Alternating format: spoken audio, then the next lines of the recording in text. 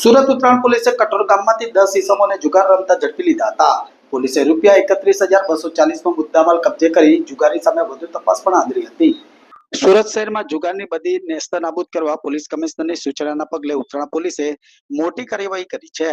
ઉત્તરાયણ કઠોર ગામના માછીવાડ વિસ્તારમાંથી પોલીસે 10 જેટલા ઈસમોને રોકડા ₹31,240ના મુદ્દામાલ સાથે જુગાર રમતા રંગિયાત ઝડપી પડ્યા છે. ઉત્તરાયણ પોલીસ સ્ટેશનના કર્મચારીઓ પેટ્રોલિંગ દરમિયાન બાતમી મળી હતી કે ઉત્તરાયણ કઠોરગામ માછીવાડ મકાન નંબર 304/4 ની આગળની ઓસરીમાં આરોપી કહરેન સુરેશ રાઠોડ બહારથી ઈસમો બોલાવી ગંજી પાના વડે રૂપિયાની હાર જીતનો જુગાર રમાડે છે. જેથી સર્વેલન્સ સ્ટાફના પોલીસ સબ ઇન્સ્પેક્ટર આરડી ગાંગલ અને તેમની ટીમે તાત્કાલિક રેડ કરીને 3 વ્યક્તિનો જુગારનો ગણનાપાત્ર કેસ શોધી કાઢ્યો હતો અને પકડાયેલા 10 આરોપી સામે કાયદેસરની કાર્યવાહી કરી હતી. તો કઠોર ગામના સુન્મત ઉર્ફે બપ્પોને વોન્ટેડ જાહેર કરી પોલીસે તમામ આરોપીની ધરપકડ કરી આગળની કાયદેસરની કાર્યવાહી હાથ ધરી હતી. જ્યારે વોન્ટેડ આરોપીની શોધ પણ શરૂ કરી હતી.